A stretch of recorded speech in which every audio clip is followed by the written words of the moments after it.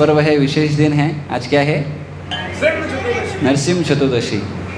सो भागवतम में पहले स्कंद में वर्णन आता है भगवान के 22 अवतारों का। तो उसमें से 14वें नंबर पे कौन से अवतार हैं? नरसिंह भगवान ही हैं। और आते भी चतुर्दशी के दिन है। 14th डे पे आते हैं और 14th अवतार भी भागवतम में बताया गया, 14th नंबर पे आए हैं। सो ये विशेष अवतार है भगवान का नरसिंह। ऐसा अवतार यद्यपि भगवान आते तो जनरली तो इंसान के जैसे आते हैं, पर ये थोड़े विचित्र रूप में आए थे, नर और सिंह। और आए भी कहाँ से थे? खंबे में से। हाँ, तो क्यों आए थे? प्रहलाद महाराज को रक्षा करने के लिए, बचाने के लिए। तो प्रहलाद महाराज कितने बड़े थे? चैतन्य कितने साल के? अभी आपसे भी छोटे थे प्रहलाद महाराज। 5 साल के बच्चे थे सिर्फ। और उनके लिए भगवान आते हैं। तो हम सोचते हैं हम इतने बड़े हुए, हमारे लिए नहीं आएंगे। अरे बच्चे के लिए आ गए, बड़े के लिए नहीं आएंगे। हाँ, बच्चे के लिए आए, बड़े के लिए आए। एक हाथी के लिए भगवान आए, गजेंद्र। हाँ, जो तो इंसान भी नहीं था, वो तो पशु योनि में था, फिर भी भगवान आए। एक बच्चे के लिए आए। तो आप सबके पुकारने पे आएंगे कि नहीं? आएंगे। तो पुकारे आपने कि नहीं पुकारे? नहीं पुकारे अभी तक, पुकारे ही नहीं अभी तक। तो बिना बुलाने से आएंगे कि बिना बुलाए आएंगे? बिना बुलाए नहीं आएंगे ना, बुलाएंगे तो आएंगे। तो आप सब बुलाए भगवान को? कभी नहीं बुलाए? बुलाए भगवान आए? नहीं आए? ऐसा क्यों? प्रहलाद महाराज ने बुलाया, आ गए। आप बुला रहे हो, नहीं आ रहे, क्यों ऐसा? हाँ, प्रहलाद महाराज को प्रेम था भगवान से। तो प्रहलाद महाराज ने तो भगवान को नहीं देखा था, तो भगवान आए तब देखा। तो उनने भी नहीं देखा, हमने भी नहीं देखा। तो फिर उनको प्रेम हो गया तो हमको नहीं हो सकता? हो सकता है। तो फिर कैसे होगा प्रेम? उस पर आज हम चर्चा करेंगे, कैसे भक्त प्रहलाद जैसा बना जाए। हाँ, तो मंगलाचरण करेंगे, फिर आगे बढ़ेंगे। ओम अज्ञानतिमिरान्धस्य ज्ञानाञ्जनशलाकया चक्षुरुन्मिलितं येन तस्मै श्रीगुरवे नमः। श्रीचैतन्यमनोभीष्टं स्थापितं येन भूतले स्वयं रूपा कदा मह्यं ददाति स्वपदान्तिकं। वन्देऽहं श्रीगुरो श्रीयुतापदकमलं श्रीगुरुन् वैष्णवांश।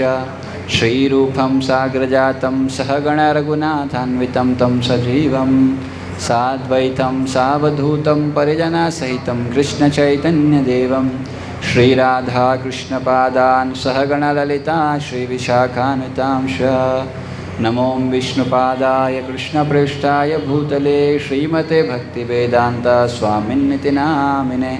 नमस्ते सारस्वते देवे गौरवाणी प्रचारिणे निर्विशेष शून्यवादी पाश्चात्यदेशतारिणे।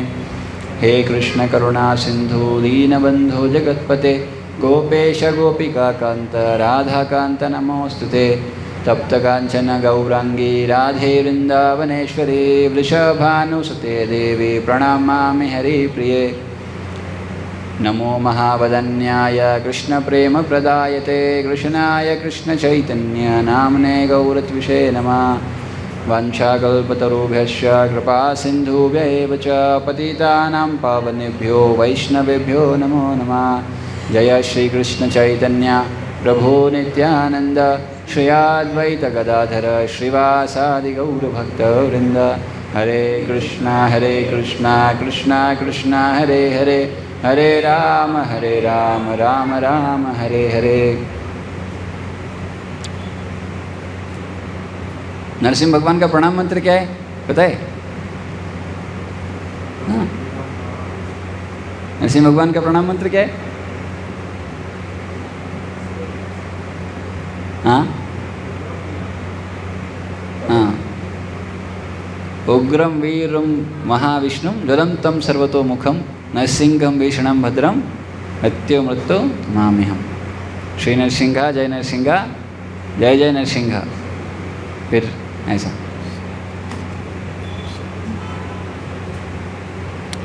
हरे कृष्ण। तो थोड़ा अच्छा, पिछली बार हम लोग चर्चा किए थे, कहाँ तक किए थे, कहाँ तक किए थे किसी बार? पिछले सप्ताह को भी हम लोग चर्चा किए थे ना, नरसिंह कथा पार्ट 1 था, अभी पार्ट 2 कहाँ तक हुआ था, किसी को याद है? नहीं याद है, चलिए कोई बात नहीं, तो मैं शॉर्ट में बताता हूँ, फिर आगे हम चर्चा करेंगे। तो बेसिकली हमने पिछली बार चर्चा किया था कि भगवान 7वां स्कंद शुरू होता है भागवतम का परीक्षित महाराज के प्रश्न से। परीक्षित महाराज पूछते हैं कि ऐसा लगता है कि भगवान पक्षपात करते हैं, क्योंकि इंद्र का साथ देके देवताओं की तरफ से असुरों को मार देते हैं, तो ऐसा लगता है कि भगवान साइड ले रहे हैं, किसकी? देवों की, देवताओं की साइड लेते हैं और असुर के प्रति पक्षपात हो गया, एक की साइड लिया मतलब, है कि नहीं? तो जब भी आपके घर में 2 लोगों का लड़ाई चले तो किसका साथ देने का? हाँ, जब आपके आसपास किसी की 2 जने की लड़ाई चले तो किसका साथ देने का? हाँ, जो सही है उसका। तो जो सही है उसका अगर साथ दोगे तो जो गलत है उसके प्रति पक्षपात हो जाएगा कि आपने इसका साथ दिया। करेक्ट? तो whenever there is a fight, don't take any side. क्या? Whenever there is a fight, don't take any side. सबसे महत्वपूर्ण बात है, कभी भी किसी का साइड मत लो, ये सही है वो सही है, that is not our concern. अपने क्या करना है? लड़ाई छुड़वाना है बस। अपना काम क्या है? वी आर नॉट जज, है ना? अपने से पूछा ना जाए, जाके उधर आवश्यकता नहीं है, मैं शुरू जाता तो मेरे को जानते नहीं क्या तुम कौन हो, मैं नहीं जाने का। हाँ, डोंट। भारत में क्या है, फ्री की एडवाइस देते हैं, पर ऐसी एडवाइस का कोई वैल्यू नहीं होता है। जब तक मांगी ना जाए नहीं देना चाहिए, नहीं तो क्या होगा, उसकी वैल्यू नहीं है। सोचो, अगर भगवान सबको प्रेम दे दे तो कौन वैल्यू करेगा? कितने लोगों को प्रेम है, भगवत प्रेम, इसके लिए उसका वैल्यू है। सबको मिल जाएगा तो सबको मिल जाएगा, तो कौन वैल्यू करेगा? तो इसलिए जो वैल्यू कर सके उसी व्यक्ति को दिया जाता है वो। हाँ, जो उसके लायक होता है उसको ही दिया जाता है। तो इसलिए बेटर, जब भी कोई फाइटिंग आप देखो तो क्या करने का, कभी साइड नहीं लेगा। क्या भगवान साइड लेते हैं क्या? भगवान कभी किसी की साइड नहीं लेते। फिर बताते हैं यहाँ पर उत्तर में सुखदेव गोस्वामी बोले ऐसा लग रहा होगा आपको, लेकिन ऐसा होता नहीं, भगवान कभी किसी की साइड नहीं लेते। अगर भगवान साइड लेंगे तो भगवान साइड कौन लेता है आपको पता है? इस दुनिया में साइड कौन व्यक्ति लेता है किसी की? कौन किसी का पक्ष लेता है? जो गुणों में हो। भगवान तो तीनों गुणों से परे है, भगवान तो गुणों में है ही नहीं, तो साइड कैसे लेंगे? भगवान निर्गुण है।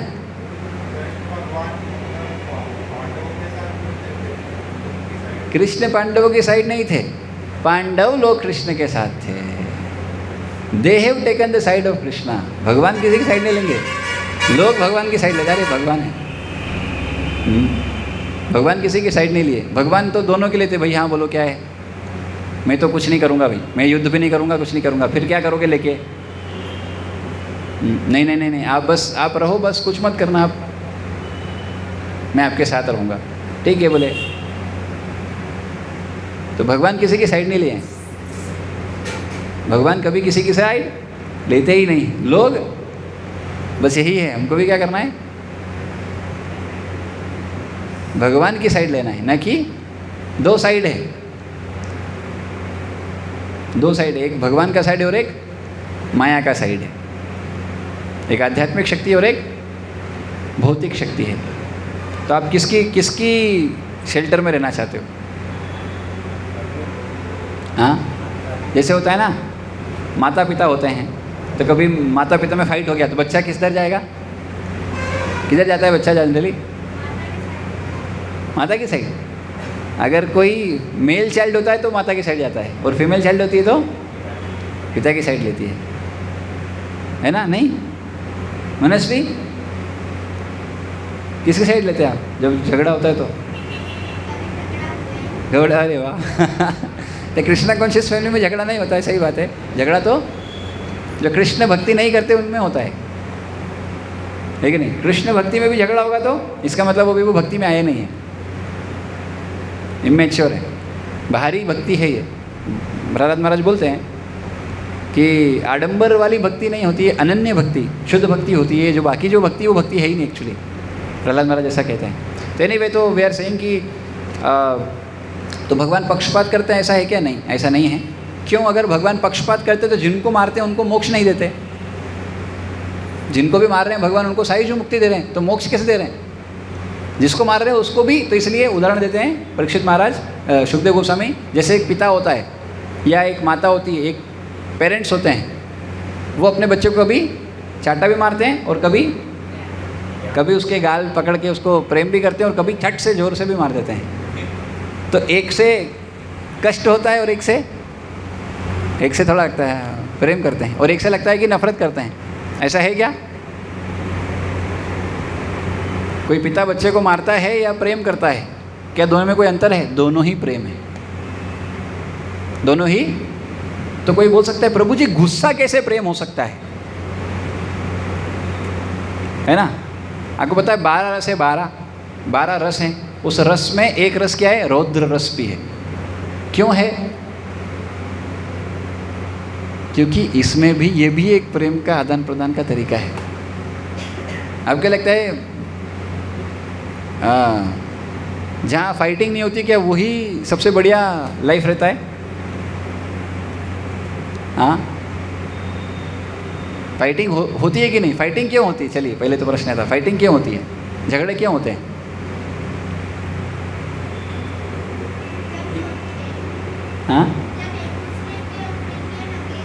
हाँ, मत अलग अलग होते हैं, ओपिनियंस अलग अलग होते हैं। भाई मेरे को ये लगता है सही, आपको ये लगता है सही, तो कौन सही?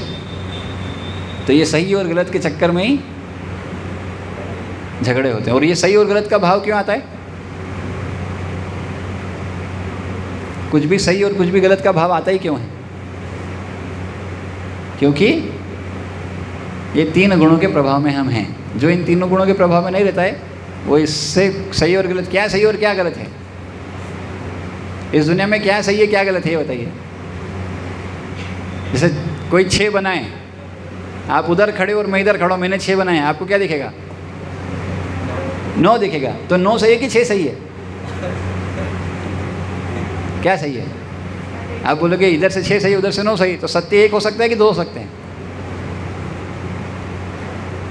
हाँ, तो एक्चुअली ऐसा हमको लगता है कि ये सही है वो गलत है, but on the absolute platform there is actually everything is happening by the will of the lord. तो भगवान की इच्छा से कुछ भी गलत हो कैसे सकता है? अगर भगवान के संगठन से कुछ हो रहा है तो कुछ भी गलत हो सकता है क्या? महाभारत का युद्ध गलत था क्या? हाँ, वो स्थिति, ऐसी परिस्थिति क्रिएट होती है जिसमें ये ऐसा इट अपीयर्स कि ये गलत है ये सही है, एंड वो भी कर्म के प्रभाव से व्यक्ति ऐसा करता है। जैसे आप मूवी देखते हो ना, तो कई बार लगता है ये देखो इसमें अब आगे ये होगा, इसमें आगे ये होगा, ऐसा हमको क्लियर आ जाता है, समझ में आ जाता है कि ये मूवी ऐसे चल रही है, इसमें ये होगा, ये होगा, next is next next next ये आने वाला है। कैसे पता लग जाता है हमको? हाँ, साइकिल चलती रहती है, क्योंकि हमने वो कहीं तो देखा है या हमको आइडिया लग जाता है कि नहीं ये ऐसा ही होता है, ऐसा ही होता है, यही पैटर्न है। तो वो पैटर्न है। कई बार ऐसा स्थिति आता है कि जो भक्त होते हैं वो असुर बनते हैं। तो वो असुर है क्या? But they are playing the role of a asur, but वो असुर। तो ये प्रश्न पूछने के बाद फिर युधिष्ठिर महाराज नारद मुनि से प्रश्न पूछते हैं, ये शिशुपाल हमारे सामने मरा और हमने देखा कि भगवान में मर्ज हो गया, इतना बड़ा असुर, और फिर मुक्ति मिल गया, ऐसे कैसे हो सकता है? तो फिर नारद मुनि बोलते हैं भैया ये कौन है शिशुपाल? शिशुपाल कौन है? तो बोले ये जय और विजय थे, और इन्हें 3 जन्म लिए, हिरण्याक्ष, हिरण्यकशिपु, रावण, कुंभकर्ण और शिशुपाल और दंतवक्र। तो फिर वो कहानी सुनाते हैं, वैकुंठ में द्वारपाल थे, 4 ब्राह्मण छोटे जब जा रहे थे तो उनको रोक दिया गया, और रोकने के कारण से वो नाराज होकर क्या किए?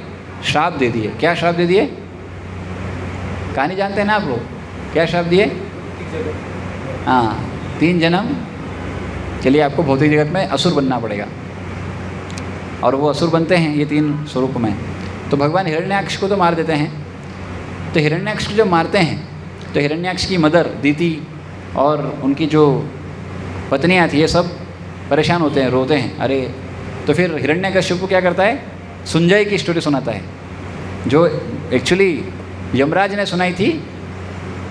हाँ, यमराज जो है वो गए थे सुंजय के घर में बच्चा बन के और उनको वो सिद्धांत तो सुनाए थे। और उसी के अंतर्गत एक और बहेलिया का स्टोरी सुनाते हैं। ये 2 स्टोरी सुनाते हैं, पिछली बार मैंने बताई थी बेसिकली। हाँ, और उससे बताते हैं कि देखो वो बहेलिया था नर और मादा। तो जो मादा है उसको बहेली ने पकड़ लिया, क्रौंच पक्षी का जोड़ा था, तो उसमें से एक को मादा पक्षी को पकड़ लिया और नर पक्षी रो रहा था, अरे मेरी पत्नी चली गई, मेरे बच्चों का क्या होगा। और देखते देखते क्या हुआ, उसको भी तीर मार के वो भी मर गया। तो वहीं वो बोलते हैं कि देखो हर व्यक्ति शोक कर रहा है कि ये मर गया, लेकिन उसको ये नहीं पता कि अगला नंबर उसका भी आएगा। सब लोग कोई मर रहा है उसके लिए शोक कर रहा है, भाई तू भी मरेगा एक दिन, शोक क्यों कर रहा है। तो कोई एक्चुअली में तो मरता नहीं है, बस अगला शरीर उनको मिल जाता है, ये शरीर छोड़ के अगला शरीर मिल जाता है। ये सिद्धांतिक बात बताने के बाद फिर हिरण्यकश्यपु क्या करते हैं, तपस्या करने जाता है। और तपस्या के लिए वो बोलते हैं अपने जो पैर के अंगूठे पे खड़ा होता है और हाथों को भी ऊपर लेके जाता है, और इस तरह से करीब 125 वर्ष तक देवताओं के तपस्या करता है। और इतनी तपस्या करता है जिससे पूरे ब्रह्मांड में एक ज्वलंत अग्नि से पूरे जो लोक हैं वो सब में वो अग्नि से क्या होता है, ज्वाला यानी हीट बढ़ जाता है। और वो हीट बढ़ने से क्या होता है, लोग रह नहीं पाते उस जगह पर। तो जब उनको इतना मुश्किल होता है तो फिर सारे देवता जाते हैं ब्रह्मा जी के पास और बोलते हैं कि देखो ये हिरण्यकश्यपु इस तरह से तपस्या कर रहा है और इससे कहीं पर भी रह नहीं पा रहे हम लोग, इतना कष्ट हो रहा है, तो आप जो उचित है वो करिए। तो ब्रह्मा जी जाते हैं और देखते हैं अरे इतना तपस्या किया, इतना हार्ड, तो उसको ग्लोरीफाई करते हैं कि तुमने जो तपस्या की है ये तो कोई साधारण व्यक्ति नहीं कर सकता, और मैं आपसे बहुत प्रसन्न हूँ, आपको क्या चाहिए मांगो। तो वो फिर मांगते हैं कि मुझे सारे वर मांग लेते हैं कि मुझे ना आपके द्वारा बनाया गया कोई व्यक्ति मार पाए, ना तो कोई और मार पाए, सजित इस ब्रह्मांड में जो पैदा है वो कोई ना मार पाए, न दिन में न रात में, ना शस्त्र न अस्त्र, और ना इंसान न जानवर। इस तरह से पूरा प्लान कर लेता है कि कोई मार ही नहीं पाए, अमर बन जाऊं बेसिकली। लेकिन क्या होता है, वरदान देते थे ब्रह्मा जी, बोले ठीक है तथास्तु, और उसके बाद फिर वो आतंक मचाता है क्योंकि कब कोई मार नहीं पाएगा। तो ब्रह्मा जी के इस वरदान का फ़ायदा उठा के हिरण्यकश्यपु तीनों लोग, हमारा जो लोग है ये, इसके ऊपर के सारे लोग और इसके नीचे के सारे लोग, सब में क्या करता है, त्राही त्राही मचा देता है। जहाँ पर भी कोई भी रिलीजियस प्रैक्टिस होती थी, धार्मिक क्रिया होती थी, वो सब बंद कर देता है। यज्ञ बंद, और यज्ञ होंगे तो उसमें आहुति देवताओं की नहीं जाएगी, वो आहुति देवताओं का नहीं जाएगी, वो मैं लूँगा सारी, देवताओं का पार्ट भी बंद। हाँ, और जो ब्राह्मण है वो भी जय हिरण्यकश्यपु, हम लोग होते जय, हाँ श्रील प्रभुपाद की जय, या हाँ क्या बोलते हैं राधा श्याम सुंदर की जय। और उस समय क्या राज्य चलता था, हिरण्यकश्यपु की जय। हाँ, सब लोग हिरण्यकश्यपु की जय जयकार करते थे क्योंकि हिरण्यकश्यपु ही भगवान बन गया था उस समय पर। हाँ, और क्योंकि वो हिरण्यकश्यपु जो है वो क्यों भगवान से नफरत करता था, ये असुरों का एक लक्षण होता है। भगवान से क्या करते हैं, द्वेष। भगवान से क्यों द्वेष करते हैं, क्योंकि वो भगवान नहीं बन पाए इसलिए।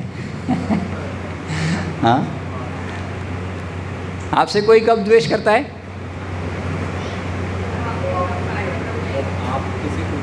आपसे कोई क्यों द्वेष करता है, उनकी अपेक्षाओं वाला कार्य ना करा हो आपने। हाँ, इस तरह से उनको क्या होता है, द्वेष आता है। तो हिरण्यकश्यपु भगवान बनना चाहता है और भगवान ऑलरेडी है, तो कैसे बनेगा, तो जो भगवान है उसको हटा दो। ऐसे एक वो था पौंड्रक। हाँ, ऐसे कई लोग थे जो भगवान को भगवान नहीं मानते थे, खुद ही भगवान, स्वयं घोषित भगवान, स्वघोषित भगवान। कलयुग में भी कई लोग हैं ऐसे। वो एक व्यक्ति है, वो बोलता है कि मैं ही कलयुग अवतार हूँ, अभी आ गया हूँ मैं। तो बोले अभी आ गए, तुम्हारा तो वर्णन बाद में। बोले वो मैं ही हूँ, वो मैं वापस आऊँगा। बोले तो अभी क्यों आ गया फिर, तो बोले अभी थोड़ा सा टाइम सेट करने के लिए आया हूँ मैं। परिस्थिति बनाने के लिए, फिर आऊँगा मैं। और उनकी वाइफ है, बोले ये कौन है? ये देवी है, ये देवी दुर्गा का अवतार है। तो ऐसे करके कई सारे लोग चल रहे हैं और बाबा लोग भी बहुत सारे आ रहे हैं। और एक न्यूज़ चैनल, कई लोग न्यूज़ चैनल वाले यही काम करते हैं अभी, पाखंडी बाबाओं का पर्दाफाश, ऐसा उनका वही मुहिम है उनकी, वही चलाते हैं वो लोग। तो उसमें अलग अलग बाबा को बुलाते हैं, पास हो गया तो हो गया, नहीं तो फेल। तो उसमें वो एक बच्चा है ना भी फेमस, क्या नाम, अभिनव, उसको भी लेके आए बेचारे को। ऐसे सबको वो लोग ला रहे हैं और सबका कुछ तो दिखा रहे हैं कि देखो ये झूठ है कि सच है। और एक्सपर्ट भी बुलाते हैं कुछ जो उनके अगेंस्ट में रहते हैं। In this way the business is going on. Anyway, तो हिरण्यकशिपु उस समय पर इतना, स्वर्ग के राजाओं सब भाग गए और सब उनको प्रणाम करने के लिए आते थे, बोले पाए लागू हिरण्यकशिपु साहब। हाँ, और बस उस समय पर 3 पर्सनालिटी, ब्रह्मा जी, शिव जी और भगवान विष्णु, ये 3 को छोड़ के बाकी सब उनके पास जाके नतमस्तक होते थे। इतना राजा था। सारे देवता लोग बहुत परेशान हो गए उसके आतंक से, क्योंकि उनको यज्ञ का पाठ भी मिलना बंद हो गया। देवताओं का पाठ होता है ना, यज्ञ होता है ना, आप देखोगे कभी भी यज्ञ होता है ना, उस यज्ञ में देवताओं का भी भाग होता है। तो देवताओं को यज्ञ का भाग मिलता है जनरली। और वो अरेंजमेंट किसके लिए यज्ञ होता है? किसके लिए यज्ञ होता है? भगवान विष्णु की प्रसन्नता के लिए। लेकिन उसमें फिर अलग अलग देवताओं का भी भाग रहता है। वो भगवान विष्णु ही निर्धारित किए कि आपका ये भाग है, इसमें से ये आपका भाग है, ऐसा। और शिव जी का भी भाग रहता है उसमें एक। तो सबका अलग अलग, सबका भाग रहता है उसमें यज्ञ से। और बेसिकली यज्ञ जो होता है वो भगवान विष्णु की प्रसन्नता के लिए होता है, वो उनको संतुष्टि के लिए होता है, पर उसमें भाग सबका होता है। तो इस तरह के यज्ञ वगैरह सब हिरण्यकशिपु के लिए होते थे। और सारा जो यज्ञ होता था उसका भाग भी अभी देवताओं को नहीं जाता था, हिरण्यकशिपु ले लेता था। तो देवता लोग बहुत परेशान हो गए, यज्ञ का भाग भी नहीं मिल रहा है और रहने का जगह भी छीन लिया है हमारा, रहने को जगह नहीं, अभी कहाँ जाएंगे, भटक रहते थे इधर से उधर। स्वर्ग की जो अप्सराएँ थी वो भी हिरण्यकशिपु ने हत्या ली। अभी क्या होता है देखो, मालिक बदलने से नौकर को कोई फ़र्क नहीं पड़ता है। क्या है, ये मालिक को सर्व कर रहे हैं, अगला मालिक ले लेंगे ना, उनके लिए कोई बड़ी बात नहीं। कंपनी के एम्प्लॉयज़ क्या है, एक कंपनी चेंज करके दूसरी कंपनी, मालिक बदल लेते, कोई बड़ी बात नहीं उनके लिए। They have to work. जो भी उनको सैलरी देता है, मटेरियल वर्ल्ड में ऐसा है ना, मटेरियल वर्ल्ड में ऐसा ही है, भौतिक जगत में ऐसा ही है। क्या, अगर आपका कोई मालिक है, जब तक बनता है ठीक है, नहीं तो मालिक चेंज, बॉस चेंज। पर यूनिवर्स में ऐसा नहीं हो सकता। यूनिवर्स में जो बॉस है वही बॉस है, वो सुप्रीम बॉस है। लेकिन वो ऐसा नहीं है जैसे भौतिक जगत का बॉस कैसा होता है, शोषण करने वाला, वैसे नहीं है भगवान। हाँ, भगवान ऐसे नहीं, शोषण नहीं करते हैं किसी जीव का, उल्टा उसको फैसिलिटी देते हैं। आपकी ये इच्छा है ठीक है, ये इच्छा है ठीक है। इच्छा के हिसाब से 84 लाख योनियाँ बनाई। अगर आपको ये इच्छा है, ये योनि है, ये इच्छा है, ये योनि है, ऐसा 84 लाख इच्छाएँ कर सकता है जीवात्मा टोटल। और हर इच्छा के लिए उसको फैसिलिटी देने के लिए, ये इच्छा है आपकी मांस खाने की इच्छा है, चलो ये वाला योनि है, सोने की इच्छा है, चलो ये वाला योनि है। तो इस तरह से अलग अलग योनियाँ हैं, इन सब में जीवात्मा घूमता है। तो ये देवता लोग जो थे उस समय पर इतना परेशान होकर भगवान के पास जाते हैं, तो भगवान के वहाँ से उनको एक वॉइस आती है, एक ध्वनि सुनाई देती है, बोले चिंता मत करिए, आप लोग मेरे श्रवण कीर्तन में लगिए और मैं जल्द ही हिरण्यकशिपु को मारने के लिए, जब वो प्रहलाद को, उसके पुत्र को, जो मेरा भक्त होगा उनको सताएगा, मैं आके उसको मार दूंगा। तब तक आप थोड़ा सा टॉलरेट करिए चीज़ों को, ठीक है। ये आश्वासन मिलने के बाद सब चले जाते हैं। बाद में क्या होता है, हिरण्यकशिपु की तपस्या हो गई और फिर उसका बेटा होता है, बेटा जो है प्रहलाद, छोटा बच्चा रहता है, तो उससे वो पूछते हैं हाँ कि क्या पढ़ा तुमने। तो उनके गुरु, दैत्यों के गुरु कौन है, शुक्राचार्य। और शुक्राचार्य के 2 पुत्र है, षंड और अमरक, इनका गुरुकुल है। बताओ, दैत्यों के भी गुरुकुल होते हैं, है ना। तो उसमें वो टीचिंग देते हैं। क्या टीचिंग देंगे, वो क्या सिखाएंगे, नास्तिक बस सिखाएंगे, और क्या सिखाएंगे, लोगों को लड़ाना सिखाएंगे, है ना। तो ये जब गए गुरुकुल में, तो गुरुकुल में जो सिखाते थे टीचर लोग, उसमें इनको इंटरेस्ट नहीं था प्रहलाद महाराज को। पर ठीक है, सुन लेते थे, हाँ हाँ ठीक है, शिक्षक है, सुन लिया, ठीक है। तो एक बार हिरण्यकश्यपु ने क्या किया, एक बार प्रहलाद महाराज को अपनी गोद में बिठाया और उनको दुलार किया और उनको पूछते हैं,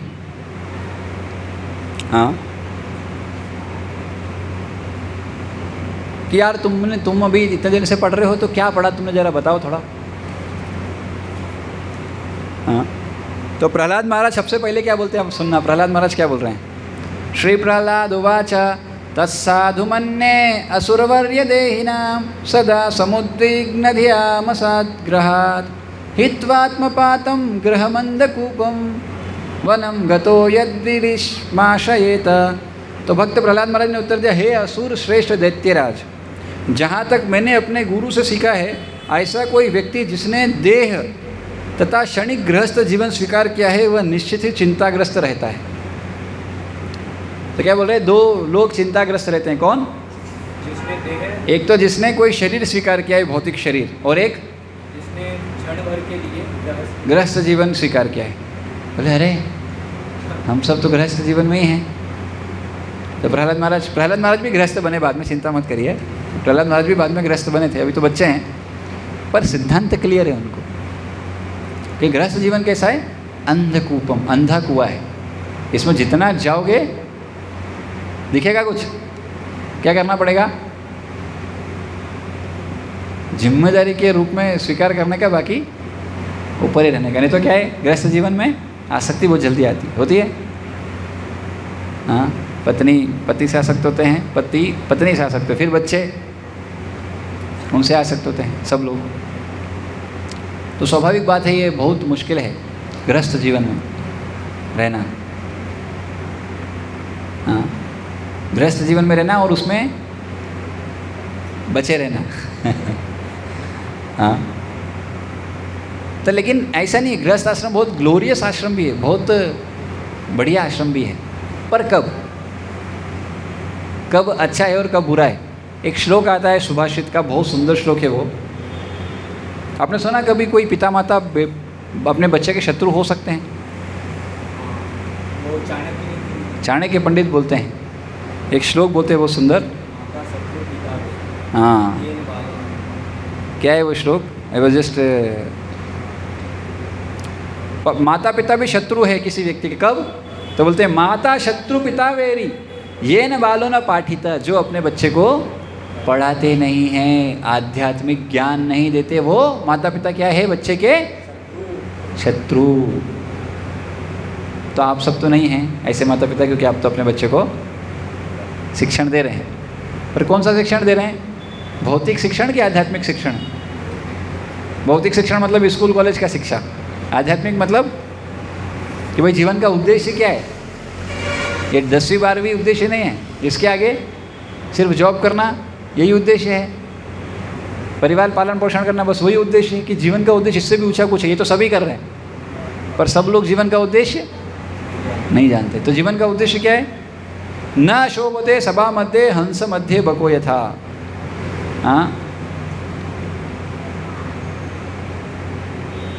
और एक और श्लोक बोलते चाणक्य पंडित, बोले घर में ही 4 शत्रु है, बाहर जाने की जरूरत नहीं है। तो घर में 4 शत्रु, हाँ, ऋण करता पिता शत्रु माता च व्यभिचारिणी भार्या रूपवती शत्रु पुत्र शत्रु पंडिता। हाँ, तो बोले ऋण करता पिता, अगर किसी पिता ने ऋण लेके रखा है, वो पिता बच्चे का क्या है? क्यों? ऋण छोड़ के गया है। बताओ, पिता लोग अपनी संपत्ति छोड़ के जाते हैं, कोई पिता ऋण छोड़ के जाए बेटे के ऊपर, कितना उसकी हालत ख़राब हो जाएगी। इसलिए कभी ऋण नहीं लेना चाहिए। ये जो आजकल है ना, फाइनेंस कर लो, लोन ले लो, और ये कर लो, वो कर लो, और उसको भरते भरते, और आपका अपना कोई भरोसा है कि कब जीवन खत्म हो जाएगा? उसके बाद किसके ऊपर जाएगा? बेटर है जितने चादर उतने। अभी क्या है, लेकिन भौतिक जगत का सिद्धांत अलग है। पहले कहता है जितने चादर उतने पैर फैलाओ, मतलब उसके हिसाब से एडजस्ट कर लो। अभी क्या बोलते हैं, क्यों ऐसा करना है, चादर बड़ा करो। अभी क्या है, चादर बड़ा करो, पैर फैल जाएंगे। अरे वो बड़ा करते, कितना बड़ा करें? ये द्रौपदी की साड़ी के जैसा हो जाता है, वो दुशासन खींचता ही रह जाता है, ये बढ़ता ही जाता है, बढ़ता ही जाता है, इसकी इच्छाएं कभी ख़त्म नहीं होती है। ऐसी स्थिति है। तो ऋणकर्ता पिता शत्रु, हाँ, माता च व्यभिचारिणी, और ऐसी माता जो व्यभिचारिणी है वो भी शत्रु है, क्योंकि वो क्या सीख देगी अपने पुत्र को, क्या चरित्र निर्माण करेगी। और भार्या रूपवती, और किन्हीं की पत्नी अगर बहुत सुंदर है वो भी शत्रु है। क्यों? क्योंकि बाकी सब नज़र डालते हैं उन पर। फिर और पुत्र शत्रु पंडित, हाँ, और पुत्र भी शत्रु है अगर वो बहुत पंडित है तो। ऐसा कौन बोलते हैं? मैं नहीं बोल रहा हूँ ना, मेरे ऊपर मत पॉइंट ऑफ, मेरे को मत घूर करके देखिए, चाणक्य पंडित कहते हैं ऐसा। हाँ, एनीवे तो भगवान आश्वासन दिए कि चलिए मैं आऊँगा और हिरण्यकश्यप का वध करूँगा जब वो भक्त प्रहलाद को सताएगा। तो यहाँ पर प्रहलाद महाराज से क्या पूछा हिरण्यकश्यप ने, क्या सीखा तुमने? तो क्या बोला हिरण्यकश्यप को, क्या बोला भगवान प्रहलाद महाराज ने? बोले मैंने ये सीखा है कि जिस व्यक्ति ने एक तो क्षणिक देह, कुछ समय के लिए कोई भौतिक देह धारण किया है, दूसरा गृहस्थ जीवन स्वीकार किया क्षणिक, ये दोनों ही चिंताग्रस्त है, क्योंकि ऐसे अंधे कुएं में गिरा हुआ है जहाँ जल नहीं रहता, केवल कष्ट ही कष्ट मिलते हैं, कष्ट ही कष्ट मिलते हैं। शरीर मिला ही क्यों है? शरीर क्यों मिला है किसी को? शरीर क्यों मिला है? कष्ट के लिए कि सुख के लिए? हाँ, आप चलो आप बोलो कि क्या बात कर रहे हो प्रभु जी, इतना बढ़िया हमको इंसान का शरीर मिला, जानवर का मिलता समझ में आता, जानवर का मिलता तो समझ में नहीं आता, क्योंकि जानवर को इतना समझता नहीं है। इंसान का मिला समझ सकते हो।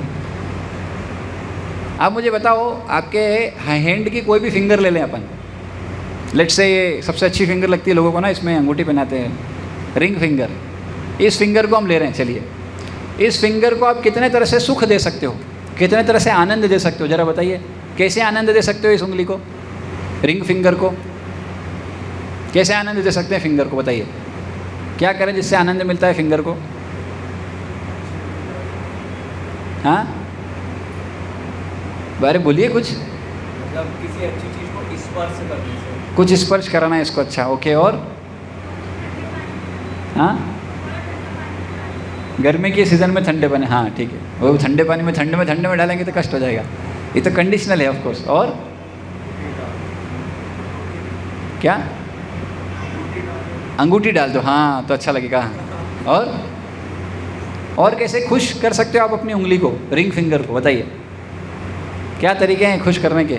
मसाज करते हैं ना थोड़ा तो अच्छा लगता है ना। और वो कई लोगों को देखा वही करते रहते हैं, तोड़ते रहते उंगलियाँ। और किस तरह से कम मिल रहे हैं? चलिए अब उल्टा देखते हैं इसका। दुख कितने तरीके से दे सकते हो इस फिंगर को? दुख देने के क्या क्या तरीके हैं? कैसे कष्ट पहुंचा सकते हो बताइए? काट के, किससे काटना? पहले चाकू से काट दिया, चलो चाकू से काट लिया तो दुख हो गया। और जला दो, किस में जलाना है?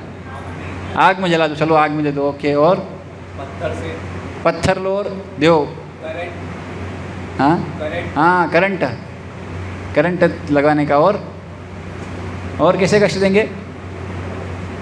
ये देखो ये कूलर चल रहा है, उसमें उंगली दे दो, और पंखे में दे दो, उंगली दे दो। और कैसे कष्ट दे सकते हैं? वो गाड़ी चल रही है, ट्रक चल रहा है, उसके नीचे दे दो, कष्ट होगा ना। और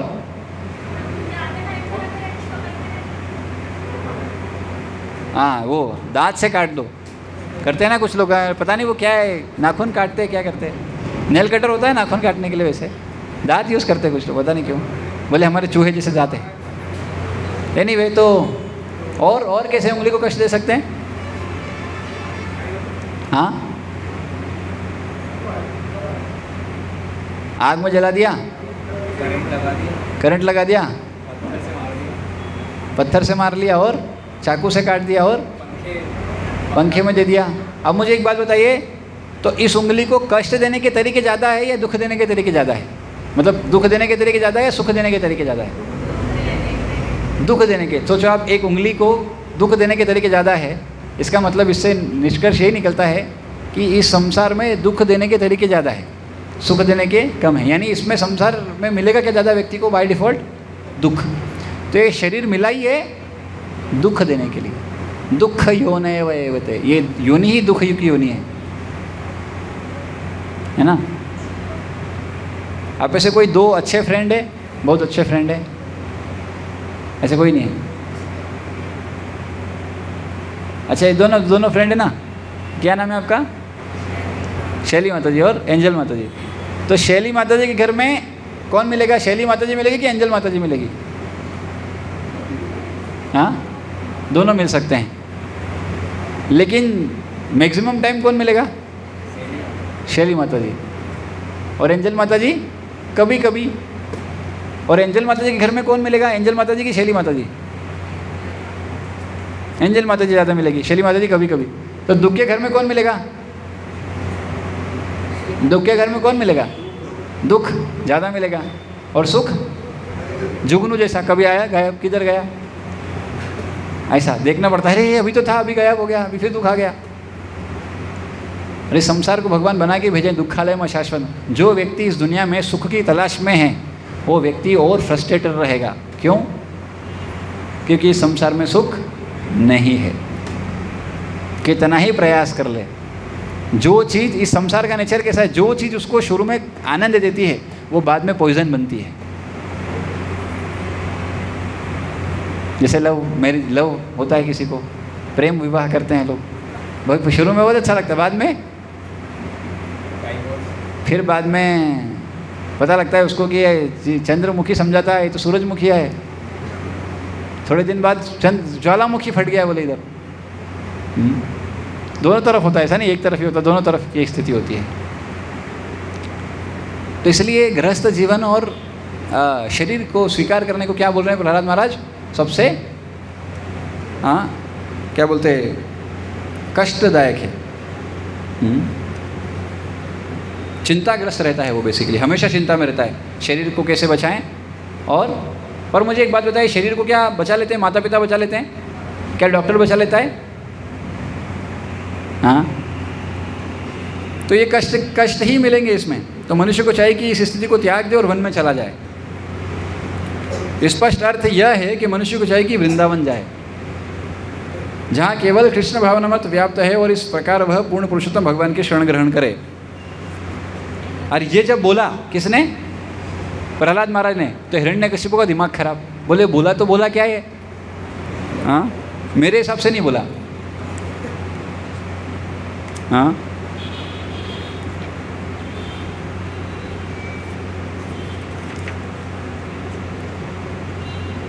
तो नारद मुनि बोलते कि इस तरह से जब प्रहलाद महाराज ने भक्तिमय आत्म साक्षात्कार के विषय में बताया, तो इस प्रकार अपने पिता के शत्रु पक्ष के प्रति अपनी स्वामी भक्ति दिखलाई। तो असुर हिरण्यकशिपु ने भक्त प्रहलाद की बातें सुनकर हंसते हुए कहा, शत्रु की वाणी द्वारा बाल बुद्धि इसी प्रकार बिगाड़ी जाती है।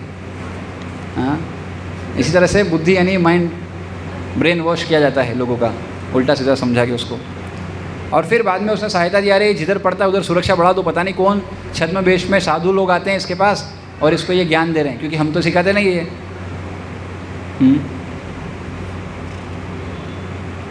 तो फिर से क्या होता है, सब वापस उनको गुरु को लेके आते हैं। उनके टीचर पूछते हैं, यार मैं तुमको मारूंगा नहीं, तुम बताओ तुमने कहाँ से सीखा? तो बोले ये तो भक्ति तो सबके हृदय में पहले से रहती है, सीखने का क्या, आपके हृदय में भी मेरे हृदय में भी है। हाँ, ऐसा बोलते तो उनको बहुत गुस्सा आता है। बोलते अरे मूर्ख आदमी, तूने हमारा नाम बदनाम किया, अभी रुक तेरे को दंड देते हैं। और उसको फिर भयंकर सिखाते हैं, बहुत कुछ सिखाते हैं प्रहलाद महाराज को, फालतू की चीज़ें। फिर ऐसे ही क्या होता है, थोड़े दिन बाद फिर से हिरण्यकशिपु को बोलते हैं कि अभी हमने इसको बहुत अच्छा सिखा दिया है, अभी आप इनसे पूछो, ये अच्छा बताएगा। फिर पूछते हैं अभी क्या सीखा तुमने? तो फिर वो फिर क्या बोलते हैं, श्रवणम कीर्तनम विष्णु स्मरणम पाद सेवनम अर्चनम मंदम दस्सम सख्यम आत्मनिवेदनम, नवदा भक्ति बता देते हैं। और जब वो सुनता है हिरण्यकशिपु तो बोलता है, ये बच्चा ये तो धूर्त बालक निश्चित ही मृत्यु के योग्य है। किसका बच्चा है? खुद का ही बच्चा है। बोले मरने योग्य है ये, इसको मार दो। सैनिकों को बोला मार दो इसको। सैनिकों ने लिया त्रिशूल और कोपने लग गए, लेकिन कुछ हो ही नहीं रहा है। त्रिशूल आर पार क्या, कुछ हो ही नहीं रहा है त्रिशूल से। बोले अच्छा इससे कुछ नहीं होगा इसको। फिर वो प्लान बनाता है कैसे मारें इसको, प्रहलाद महाराज को। सारे प्लान करता है वो। पहाड़ से फेंक दिया, कुछ नहीं हुआ। आग में होलिका में जलाने का कोशिश किया, कुछ नहीं हुआ, वो जल गई जो जलाने आई थी। हाँ, और क्या बोलते हैं, सर्पों के बीच डाल दिया, सांप डस के मार दे, वो भी कुछ नहीं हुआ। हाथी के नीचे डाल दिया, कुछ नहीं हुआ। ये सब तरह के जो भी प्रयास हो सकते थे मारने के, सब कर लिए, कुछ नहीं हुआ। हिरण्यकशिपु बोले यार अब क्या करें। तो जो षंड और अमृत थे वो बोले अरे आप चिंता मत करो, तो बालक है, क्या बिगाड़ लेगा किसी का। एक काम करो आप, हम अपने हमारे जो पिताजी आएंगे शुक्राचार्य, उनसे पूछ के अपन करेंगे क्या करना है इसका, अभी रहने दो इसको, अभी हमारे पास भेज दो और सिखाएंगे, थोड़ा पढ़ाएंगे। अब क्या हुआ, अब प्रहलाद महाराज सीख तो पहले ही गए, सीखते तो नहीं थे, सिखाते थे उल्टा। जो लोग थे ना जितने गुरुकुल में, उनको भी भक्त बनाने लग गए वो, उनको भी सिखाने लग गए। हाँ, तो शुद्ध भक्ति ऐसी होती है। हाँ, जहाँ होती है वहाँ से वो फैलती है। जैसे कोरोना वायरस कैसा था, जिसको लग गया वो दूसरे को भी लगाता था, कंटेजियस। हाँ, शुद्ध भक्ति इज कंटेजियस। हाँ, तो फिर प्रहलाद महाराज उनको शिक्षा देने लग गए। वो पूछे उनके मित्र, अरे तुमने कहाँ से सीखा यार ये सब इतना ज्ञान तुमको किधर से आया, ये तो हमको कोई टीचर ने नहीं सिखाया, तुमको कैसे पता है सब। तो बोलते हैं, बोले जब मेरे पिताजी तपस्या करने के लिए गए थे तो उस समय पर क्या हुआ था, देवताओं ने सबको हरा दिया था, सबको मार दिया था। और मेरी माता को भी क्या कर रहे थे, गर्भवती थी वो, मैं उनके गर्भ में था, उनको भी ले जाके मारना चाह रहे थे। तो नारद मुनि उधर आ गए, और नारद मुनि आके उधर क्या करते हैं, मुझे प्रोटेक्ट करते हैं, मेरी माता को प्रोटेक्ट करते हैं। बोलते हैं कि देखो ये तो अबला नारी है, इसका तो कुछ गलती नहीं है, इसको छोड़ दो, इसके अंदर क्या है, गर्भवती भी है ये। तो इंद्र बोलता है अरे ये असुर का बेटा असुर होगा, असुर का बेटा क्या होगा, असुर निकल के आएगा, ये तो मेरा काल होगा, जो इसका बाप है, इसका बाप का बेटा, बाप क्या बोलते हैं, बाप नंबरी बेटा 10 नंबर निकलेगा ऐसा। तो वो बोलते नहीं नहीं, देखो ये भले ही असुर के पेट से आएगा, असुर का बेटा है, लेकिन ये भगवान का महान भक्त है और तुम मार भी नहीं पाओगे इनको, इसलिए बोले आप मत इनको, मैं मेरे साथ रखूँगा इनको। तो फिर क्या करते हैं, कयादू जो उनकी माता थी प्रहलाद महाराज की, नारद मुनि उनको उनके आश्रम में लेके गए, बोले आप यहाँ पर रहिए निश्चिंतता से। और फिर नारद मुनि क्या है ना, देखो भगवत भक्त क्या होता है ना, वो बिना सदुपदेश के नहीं रह सकते, जीवन का लोगों का कल्याण करने के लिए हमेशा उपदेश देते रहते हैं। तो नारद मुनि ने क्या किया, उनकी माता को पढ़ाया, सिखाया। तो उनकी माता तो ज़्यादा नहीं समझ पाई, लेकिन प्रहलाद महाराज ने सब कुछ माता के गर्भ में ही सुन लिया, स्वीकार कर लिया, और तब से उनको वो ज्ञान है। हाँ, तो माँ का बेटा जो है वो बाहर आने के बाद सुधरता, ऐसा नहीं है, वो गर्भ में क्या सिखा रहे हैं उधर से सब कुछ है। और माता जी अब अगर देखिएगी टीवी, हाँ हाँ, और रोएगी धोएगी, तो बच्चे के ऊपर भी वही प्रभाव पड़ता है। हाँ, इसलिए जब पता लग गया कि गर्भ धारण हो गया, उसका बहुत अच्छे से ट्रेनिंग होना चाहिए, उसी समय क्या सीखना है क्या नहीं, बुक्स पढ़ना चाहिए, शास्त्र पढ़ना चाहिए, भगवत भक्ति करना चाहिए माता को, ना कि ये मोबाइल और टीवी सीरियल और ये और वो सब करना चाहिए। उससे क्या होगा, बच्चे पर भी वो प्रभाव पड़ेगा और वो भक्त नहीं बनेगा, वो अभक्त बनेगा वो, क्योंकि माता भक्त नहीं होगी तो अभक्त बनेगा वो। और तो जब इस तरह से प्रहलाद महाराज सीखे, बताए उनको, ये सब मैंने वहाँ सीखा। और एक बार ऐसे ही फिर क्या हुआ कि षंड और अमरक ने देखा कि यार जो हम पढ़ा रहे थे वो छोड़ो, ये जो पढ़ा रहा है यही फैल गया सब जगह, हमको बनाना था असुर, ये बन रहे सब सुर, भक्त बन रहे हैं सब। तो ये तो इसको सुधारने के लिए क्या था, लाए थे, लेकिन यही सबको बिगाड़ रहा है उनकी भाषा में। यद्यपि वो क्या कर रहे थे, सबको भगवत भक्ति दे रहे थे। और जब षंड और अमरक गए हिरण्यकश्यप के पास, बोले अरे इसको हम नहीं पढ़ाएंगे, हमारे गुरुकुल में ये सबको बिगाड़ रहा है, सबको ही बिगाड़ दिया इसने, तो अभी क्या करेंगे। तो हिरण्यकश्यप बोलता है कि अच्छा, सुन के फिर को क्रोध आ जाता है हिरण्यकश्यप को, और वो क्या करता है, बोले तूने पहले बोला था तेरे भगवान के बारे में बहुत कुछ, बता तेरा भगवान कहाँ है, इस खंबे के अंदर है। बोले भगवान तो सर्वत्र है। तो फिर उसने तोड़ दिया वो मुक्का मार के खंबा, और जब खंबा तोड़ा तो कौन आया, भयंकर शोर आया, बेहतरीन ऐसा भयानक शोर हुआ। हिरण्यकश्यप डर गया, उसने आज तक ऐसा शोर सब सुना नहीं था कभी, सब लोगों के तक चला गया वो आवाज़, और सब लोग आए देखने, रे भाई क्या हो गया, ये क्या हो गया, कौन। तो सबको पता लग गया कि भैया भगवान आए रहे, सब लोग इकट्ठा हो गए देखने के लिए। तो भगवान नरसिंह के रूप में आए। तो हिरण्यकश्यप देख कर थोड़ा सा देखा, बोले भयभीत हुआ थोड़ा, यार ये कौन है, ये नहीं तो इंसान है नहीं तो जानवर है, शेर भी लग रहा है इंसान भी लग रहा है, दोनों का मिली भगत आ गया है, तो कौन है ये। और वर्णन करते हैं कि भगवान इतने इतने गुस्से में थे उस समय पर, इतने गुस्से में थे। तो हिरण्यकशिपु गदा उठाया और जाके मारने की कोशिश किया। भगवान ने पकड़ लिया उसको गदा सहित, जैसे कोई गरुड़ सर्प को पकड़ ले, कैसे पकड़ते, झपट्टा मार के पकड़ लिया। अभी क्या उसके पास कुछ बचने का ऑप्शन बचा क्या? नहीं, वैसे ही पकड़ लिया भगवान ने। लेकिन फिर भगवान ने छोड़ दिया उसको। तो सब देवता लोग डर गए, बोले अरे भगवान से ये निकल गया, मतलब लगता है ये ज़्यादा पावरफुल है। थोड़ा भगवान देख रहे थे क्या है, इनको श्रद्धा वद्धा है कि नहीं, क्या है। तो लेकिन फिर क्या हुआ, उसका गदा छूट गया, फिर तलवार लेके आया मारने के लिए। तो भगवान बोले अभी बहुत हो गया, अभी हाँ ज़्यादा टाइम पास नहीं करने का, अभी काम करने का। भगवान क्या करते हैं, उसको उठाते हैं। तो फिर वो बोलता है तुम मुझे मार नहीं सकते। बोले क्यों नहीं मार सकते? बोले मेरे पास गारंटी कार्ड है ब्रह्मा जी का साइंड। ब्रह्मा जी सृष्टि करता है, उनका सिग्नेचर है, ये पत्र है मेरे पास, उनका लेटर है, ऐसे नहीं मरूंगा मैं। बोले कैसे नहीं मरेगा? बोले ना इंसान से ना जानवर से। बोले देख आधा इंसान आधा जानवर, ना इंसान है ना जानवर, दोनों का मिली भगत। नर भी है सिंह भी है, ना सिर्फ नर है ना सिर्फ सिंह है, नर सिंह है, ये नर भी है और सिंह भी है। बोले ना इंसान है ना जानवर। देख ये पहला कंडीशन, बोले कैंसल कर इसको, कंडीशन फुलफिल। हाँ अच्छा, दूसरा बोले अभी अभी चिंता मत करो, बहुत सारे लंबा लिस्ट है मेरे पास। दूसरा लिस्ट में क्या है, न अस्त्र से न शस्त्र से।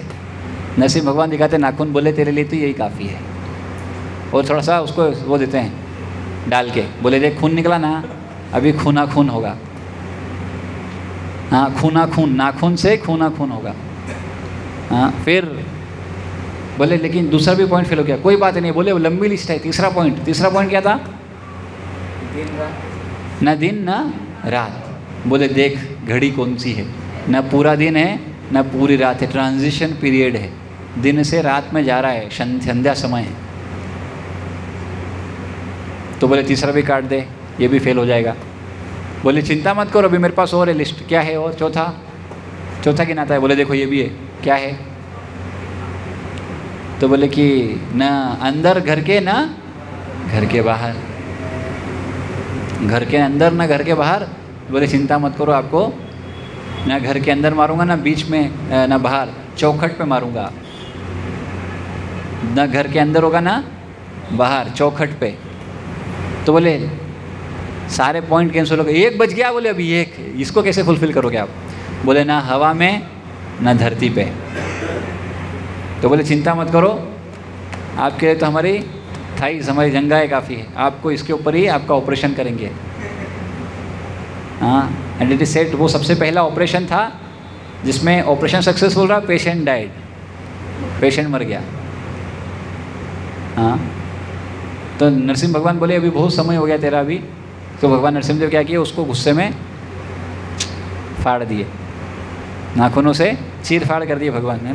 ऑपरेशन में क्या होता है, चीर फाड़ करना पड़ता है। भगवान ऐसा चीर फाड़े उसको कि पूरा ही ख़त्म, और उसको फिर फेंक दिए। बराबर टाइम हो गया, सब कुछ हो गया, परफेक्ट मैच हुआ। हिरण्यकशिपु का राम नाम सत्य किया भगवान ने। अभी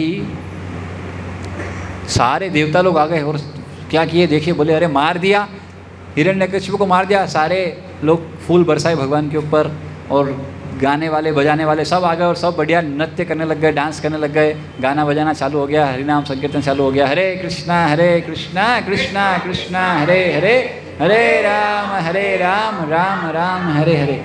और सब लोग खुशी में खुश हो गए, सब बढ़िया। अरे हिरण्यकशिपु मर गया, अभी बढ़िया, अभी कोई झंझट नहीं, कोई समस्या नहीं, कोई कष्ट नहीं होगा अभी हमको, ऐसा सोच के सब लोग खुश है। लेकिन भगवान अभी भी उनका क्रोध शांत नहीं हुआ, अभी भी भयंकर गुस्से में थे वो। तो सब लोग देखिए अरे भगवान को शांत करना पड़ेगा। तो भगवान कैसे शांत होंगे? भगवान को शांत करने का तरीका क्या है? किसी को भी शांत करना है तो क्या करना है? कोई गुस्से में है तो अभी आप क्या करोगे? उसका गुणगान करने का। अरे आप कितने अच्छे हो यार, अरे मैं तो दुनिया में आपके जैसा कोई देखा ही नहीं। तो अच्छा थोड़ा और कुछ, तो जो किसी का गुणगान होता है तो क्या होता है, वो प्रसन्न होता है। और आप गुणगान की जगह उसको क्या बोलते हैं, उसको लेग पुलिंग करोगे तो क्या होगा? टांग खींचोगे तो क्या होगा? चिड़चिड़ा। तो चिड़चिड़ा होगा, है ना। आपने किसी को कुछ काम दिया और उसने नहीं किया, और भाई तुमने काम नहीं किया, मैंने किया तो सही, किया लेकिन थोड़ा सा रह गया होगा, ठीक है, नहीं तुमको ऐसे करना चाहिए, वैसे करना चाहिए, तो क्या होगा? एक तो काम किया, हाँ, उसके बाद और इतना सुना भी रहा है। तो प्रहलाद महाराज क्या बोलते हैं, सारे देवतागण देखे, अरे यार भगवान नाराज है, तो सबसे पहले ब्रह्मा जी आए, ब्रह्मा जी स्तुति किए, भगवान अब आप शांत हो जाइए, हिरण्यकशिपु मर गया। तो वीरधर से शिव जी आते, शिव जी भी प्रार्थना करते, नहीं नहीं अभी जो आपका कार्य था हो गया, अभी आप शांत हो जाइए। इंद्र आए, कुमार, गंधर्व, अप्सराएं, ये सब लोग, नाग लोग के वासी, किम कुरुश्वर, सब लोग आके भगवान का स्तुति किया एक एक श्लोक में, किसी से शांत नहीं हुए भगवान। तो फिर समझ में आया ब्रह्मा जी को यार ये तो शांत नहीं हो रहे, तो सब लोग बोलते हैं लक्ष्मी जी को, बोले आप जाओ, आपके पति है, आप ही संभालो, शांत करो। तो लक्ष्मी जी भी बोलती है, बोले मैं तो मेरे पति को देख के डर गई हूँ, बोले मैं तो नहीं जाऊँगी इधर अभी बोले ये तो अजीब से लग रहा है, बोले मैं नहीं जा पाऊँगी, गुस्से में है बोले ये। तो फिर ब्रह्मा जी प्रहलाद महाराज को बोलते हैं, बोले देखो आपके कारण आए हैं, आप भी शांत करो। तब तो प्रहलाद महाराज जाते हैं और क्या बोलते हैं पता है? सबसे पहली चीज़ प्रहलाद महाराज बोलते हैं, बोले देखो मैं तो असुर कुल में पैदा हुआ हूँ, मेरे को तो कोई भक्ति भी नहीं है, और मैं क्या गुणगान करूँगा आपका, फिर भी मैं प्रयास करूँगा कुछ तो मैं बोलूँ आपके गुणगान में। और फिर प्रहलाद महाराज भगवान को ग्लोरीफाई करते हैं कि आप इतने अद्भुत हैं, भक्तों को प्रोटेक्ट करते हैं। हाँ, मेरी बस एक ही इच्छा है कि आपके भक्तों का संग मुझे बारंबार मिले, बस, और कोई इच्छा नहीं। ऐसा करके हाँ, पहले प्रहलाद महाराज आके दंडवत मारते हैं और ऐसे बोलते हैं। तो जब भगवान देखते हैं, सुनते हैं इतना प्रेम से इन्होंने गुणगान किया, तो प्रहलाद महाराज को उठाते हैं, अपनी गोद पर बिठाते हैं और उनको प्रेम करते हैं, चाटते हैं और बोलते हैं कि मैं आपसे बहुत प्रसन्न हूँ, आप क्या वर चाहते हो मुझसे मांग लो। तब प्रहलाद महाराज जब बोलते हैं ना, वो सबसे इम्पोर्टेंट है, यही सबसे इम्पोर्टेंट है इनका पूरी लीला में। ये लीला तो सब जानते हैं, लेकिन अब जो प्रहलाद महाराज बोल रहे हैं ध्यान से सुनना। इसके पहले भी प्रहलाद महाराज एक बात बोलते हैं एक्चुअली उनके सहपाठियों को, बोले देखो इंसान की आयु कितनी है? 100 साल। कितनी? ये सोचो आप 5 साल का बच्चा बोल रहा है, कितना इंपॉर्टेंट बात बोल रहे हैं वो। आयु कितनी होती है? 100 साल। लेकिन ये 100 साल में जो व्यक्ति है वो 24 घंटे में से 12 घंटे सोने में निकाल देता है, तो कितनी आयु बची? 50 साल। और जब वो बच्चा होता है तो शुरू के 10 साल उसको कुछ समझता नहीं है, और बाद का जो 10 साल होता है वो युवावस्था में होता है, तो वो उसको अलग अलग विचार आते हैं, अलग अलग आनंद लेने में निकाल देता है। कितने साल गए? 20 साल गए। कितने बचे? 30 ईयर्स बचे। और बुढ़ापा जब आता है तो अंतिम जो बुढ़ापे का समय होता है उसमें भी कुछ कर नहीं पाता है, और बोलते हैं ना व्यक्ति जब बूढ़ा हो जाता है तो थोड़ा भूलते लग जाता है, तब भी तो ऐसे 10 और 10 20 साल और गए। कितने बचे? कितने बचे? हाँ, कितने बचे अभी? 30 थे तो 20 बचाए, 20 गए ना, तो 10 बचे। कितने बचे? 10 साल। और बोले इसमें भी अगर कोई व्यक्ति इंद्रिय तृप्ति में लगा है तो वो 10 साल भी इंद्रिय तृप्ति में निकाल देता है, और खाने पीने में और इन सब व्यसनों में निकाल देता है, नीचा की बातें करने में। तो प्रश्न आता है भक्ति कब करेगा? ये मनुष्य जीवन जिसको मिला है वो भक्ति कब करेगा? कितना बड़ा सौभाग्य मिला है इसको भक्ति करने का, लेकिन ये भक्ति नहीं करेगा, ऐसे ही जीवन निकाल देगा। आप खुद सोचो, आपको 24 घंटे मिले, उसमें कितना समय भगवान के लिए है हमारा? कितना समय हम भगवान को याद करते हैं? कितना समय? जिसने समय दिया उसके लिए कितना समय है? हाँ, कितना समय है? आप बोलते हैं प्रभु जी हमको ये भी करना है, हमको वो भी करना है, ये भी करना है, वो भी करना है, सब करना है। भगवान की भक्ति छोड़ के सब करना है। और सब करके जब खड़े रहेंगे उधर, यमराज जी, चित्रगुप्त जी बोले भाई चल, क्या तेरा अकाउंट सेटलमेंट करते हैं, अभी क्या है, तुमने ये किया, ये सब किया, भक्ति किधर किया तूने? वो अरे क्या बात करो, इस्कॉन मन जाता था मैं संडे। तो बोले वो भी तू रोज़ नहीं जाता था, हर संडे नहीं जाता था, कभी कभी भूला भटका चला गया, इसने बोला उसने बोला आ गया, और उधर बैठ के भी तू क्या करता था? कथा नहीं सुनता था, मोबाइल चलाता था या इधर उधर का विचार करता था, लेकिन मैं प्रसाद लेता था। तो बोले प्रसाद लेने के लिए जाता था क्या? नहीं नहीं, प्रसाद भी तो भक्ति का अंग है ना, इतना तो मैं सुना हूँ। हाँ, प्रसाद भक्ति का अंग है, लेकिन किस चेतना में ले रहे हो आप उसको? पेट भरने के लिए या सच में उसको उस भाव से ले रहे हो? हाँ, ये भगवान का महाप्रसाद है, मेरे को सौभाग्यवश मिला है आज, ये भगवान का सत्संग है, साधु का संग है, ये आज मुझे कृपावश मिला है। हाँ, किसको ये भाव रहता है? जब हम सुबह उठते हैं तो कितने लोग भगवान को स्मरण करते हैं कि अरे Krishna thank you, another day you have given to me, एक और दिन आपने दिया है आपकी भक्ति करने के लिए।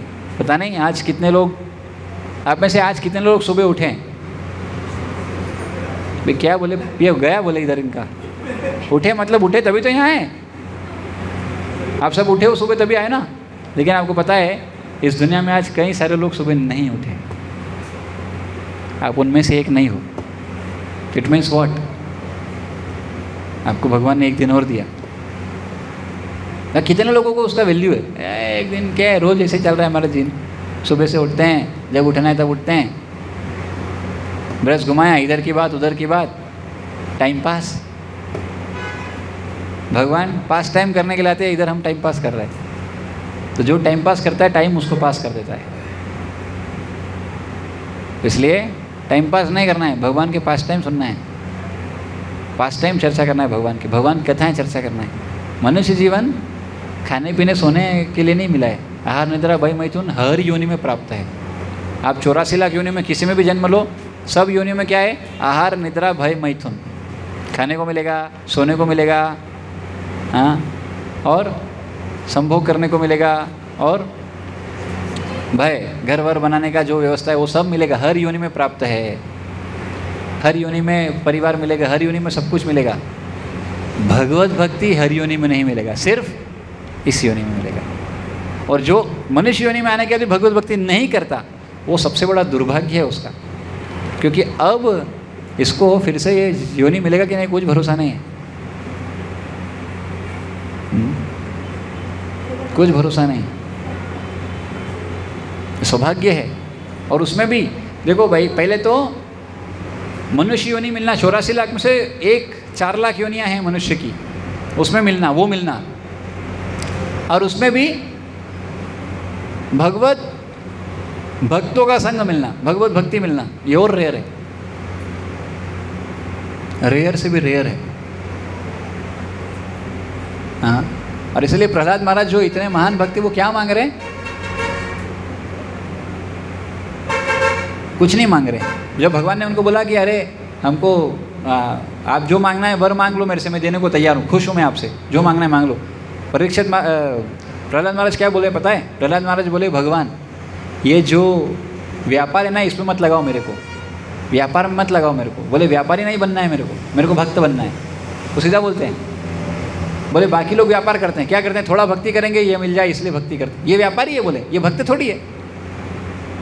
जो कुछ इच्छा की प्राप्ति के लिए जा रहा है भगवान के पास, वो व्यापार है आदमी। व्यापार में क्या होता है? लेन देन होता है। हम आपके लिए ये करेंगे, आप ये दो। ये क्या है? ये भक्ति है। प्रहलाद महाराज रिजेक्ट करते, बोले दिस इज नॉट भक्ति। ये क्या है? व्यापारी लोग है ये। वो भौतिक जगत का व्यापार भक्ति में भी ले आए, और भगवान का भक्ति से कुछ पाना चाहते हैं, कष्ट चले जाए, है ना? हाँ, कष्ट मिटे तन का, तो मांग ही रहा है कष्ट जाए। हाँ, हर व्यक्ति को ये लगता है कि बस उसका कष्ट ही सबसे बड़ा है इस दुनिया में। पर भगवान गीता में बोलते हैं मातर स्पर्शस्त कौन्तेया शीतोष्ण सुख दुखदा आगम पायन नित्यस्ताम ततिक्षस्व भारत। जैसे सर्दी गर्मी आती है जाती है, कभी बहुत धूप होता है, कभी बहुत ठंड होता है, बहुत बारिश होता है, जाता है ना। जीवन में बहुत दुख आएगा तो चाहेगा, उसके लिए भगवान के पास जाके मांगने की जरूरत नहीं। अरे कोई दुख मांगने गया क्या भगवान के पास जो दुख आया? हर व्यक्ति भगवान के पास जाके क्या बोलता है? कष्ट मिटे तन का, दुख दूर करो, सुख दो, है ना? सुख चाहिए सबको, तो भगवान के पास जाके सुख मांगते हैं। क्या दुख मांगा था? तो जब दुख बिना मांगे आए तो क्या सुख मांगने से आएगा? वो तो व्यक्ति अपने कर्म के फलस्वरूप प्राप्त करेगा ही, चाहे भगवान के पास जाए चाहे न जाए, उससे नहीं बच सकता वो। तो फिर भक्ति क्या करेगी? भक्ति आपकी चेतना को ऐसा उठाएगी कि कष्ट कष्ट ही नहीं रहेगा आपके लिए। ऐसा नहीं कि कष्ट बदल जाएगा, वो सब जो है वो तो रहेगा वैसा ही, पर आपकी चेतना इस भौतिक जगत में न रह के, भौतिक शरीर में न रह के आध्यात्मिक लेवल पर रहेगी। तो कष्ट कष्ट नहीं होगा। कष्ट किसको होता है? आत्मा को कष्ट हो सकता है क्या? शरीर को कष्ट मिलता है, शरीर को दर्द हो रहा है, शरीर को, हम शरीर नहीं हैं, पर चूंकि हम बहुत आसक्त हैं शरीर से, इसलिए वो हम अनुभव करते हैं कि मैं शरीर हूँ। और ये एक बात बताइए, आप घर हो, आप घर में रहते हो सब, तो क्या आप जिस घर में रहते हो तो आप घर के मालिक हो सकते हो, पर आप घर नहीं हो ना। घर और आप अलग अलग हो ना, बराबर? तो वैसे ही ये जो शरीर है हमारा और आत्मा है, तो हम शरीर में रह रहे हैं पर हम शरीर नहीं हैं। शरीर में रह रहे हैं, हम फंसे हुए हैं, लेकिन हम शरीर आत्माएं हैं। तो लेकिन चूंकि हम शरीर में रह रहे थे, अपने आप को शरीर ही मान लीजिए। जैसे कोई घर में रह रहा है तो उसके घर को मारेंगे तो क्या बोलता है? उसको दर्द होता है। क्यों? क्योंकि वो घर से आसक्त है। ऐसे ही आत्मा को तो कष्ट नहीं हो सकता, शरीर देते हैं उससे ही उसी को कष्ट होता है, और वो उससे इतना अटैच होता है, उसी को अपने आप को मान लेता है। वही रियलिटी है। तो हमारी रियलिटी क्या है? हाँ, जीवे स्वरूप है कृष्ण नित्य दास। हमारी रियलिटी है, हमारी ओरिजिनलिटी है कि हम भगवान के दास हैं। तो इसलिए बॉस मत मानिए अपने आप को। बॉस नहीं अपन क्या है? दास। तो दास बनना है, न कि भौतिक जगत क्या बोलता है? बॉसानु बॉस बनना है, बॉस का भी बॉस है कि नहीं? लेकिन भक्ति क्या सिखाती? क्या बनना है? भगवान का दास। दास खुश है कि बॉस खुश है? बताइए कौन खुश है? हाँ, दास खुश है। तो फिर क्यों बॉस बनना है आपको? मेरे एक फ्रेंड है, वो बैंक ऑफ महाराष्ट्र में असिस्टेंट मैनेजर पे लगे थे। पीओ उनका क्लियर हुआ था, कई साल हो गया उनको, 3-4 साल से ऊपर हो गया। मैं बोला यार प्रमोशन के लिए रहे, तू मैनेजर बन जा। अरे नहीं बनना प्रभु। मैंने क्यों? बोले कैसा है, असिस्टेंट मैनेजर हूँ ना। तो बोले अगर मेरी को छुट्टी चाहिए मेरा मैनेजर दे देगा, पर अगर मैनेजर को छुट्टी चाहिए तो जोनल ऑफिस जाना पड़ेगा, और वो मिलती नहीं है इतनी आसानी से। तो जितना बड़ा पोस्ट, जितना बड़ा बॉस, उतना बड़ा जिम्मेदारी, उतना झंझट, उतना समस्या। यही सिद्धांत है। आप जितना बड़ा बनोगे उतना समस्या में रहोगे। क्या बनने का? छोटा बनने का। दुनिया में हर व्यक्ति बड़ा बनना चाहता है, इसलिए सब परेशान है। कोई छोटा नहीं बनना चाहता, और कोई छोटा बनेगा तो परेशान होगा। क्या परेशानी है? भक्त लोगों को परेशानी नहीं। क्यों? बड़ा नहीं समझते, छोटे हैं, पर छोटा बनना है, बड़ा नहीं बनना है। हाँ, इसका मतलब ये नहीं कि आप आपका प्रोफेशन में बड़ा मत करो, बहुत बढ़िया करो, क्योंकि गीता में तो भगवान बोलते हैं तस्मा सर्वेषु कालेषु मां मनुष्मर युद्ध छ।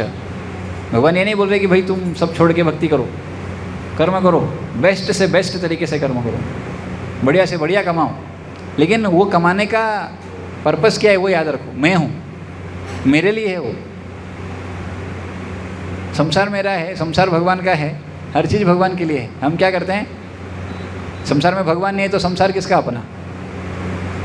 होता है ना, कोई जगह पर कोई नहीं आता है तो उस पर कब्जा मार लेते लोग। देखा है आपने, सुना है? कब्जा कर लेते हैं उसका। अरे वो तुम्हारा नहीं भाई, कब्जा क्या कर लोगे तुम? जो चीज़ आपकी है नहीं, क्यों परेशान होना है? तो जो चीज़ आपकी नहीं है वो आप कितना ही प्रयास करो नहीं आएगी, और जो आपकी है कोई कितना ही प्रयास कर ले कोई नहीं ले सकता। पर क्योंकि हमको डर है इसलिए हम बहुत प्रयास करते हैं, दिमाग लगाते हैं, और उसकी जगह भगवान का भजन करने में दिमाग लगाएंगे ना, क्या होगा?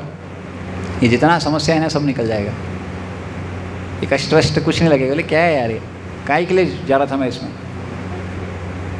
तो 3 चीज़ें होती है, भय, मोह और शोक। ये जीवात्मा इससे ग्रसित है। इससे निकलने का एक तरीका भी बताता हूँ बाद में। तो कौन व्यक्ति भय, शोक और मोह से ग्रसित है? भय किसका होता है? मुझे अगर छीन इसको ऐसे करते हैं। शोक किस चीज़ का होता है? शोक, दुखी क्यों होता है व्यक्ति? दुखी होता है पास्ट से, पुराना, अरे ये चला गया था, अरे वो हो गया, उससे शोक है उसको, उसका शोक, उसका दुख होता है। अरे पास्ट में मैं ये कर लेता तो कितना अच्छा होता, अरे ये होता तो कितना अच्छा होता, मेरे पास वो होता तो कितना अच्छा था। शोक, पास्ट का शोक, भूत का शोक। और मोह किससे होता है? वर्तमान से, जो है ना उससे मोह हो जाता है।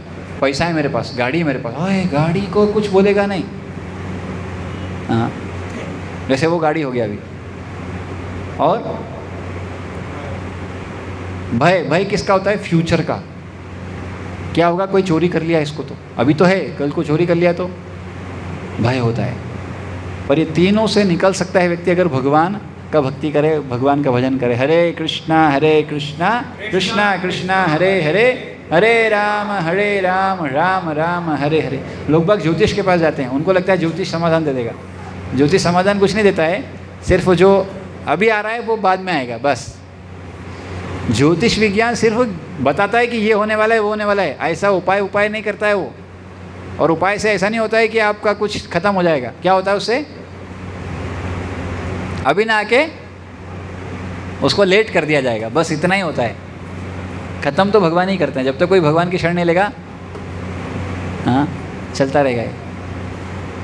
इसलिए गीता में भगवान बोलते हैं, हाँ, कि जीवात्मा बार बार जन्म लेगा, जब तक वो मेरी शरण में नहीं लेगा तब तक चलता रहेगा उसका चक्कर।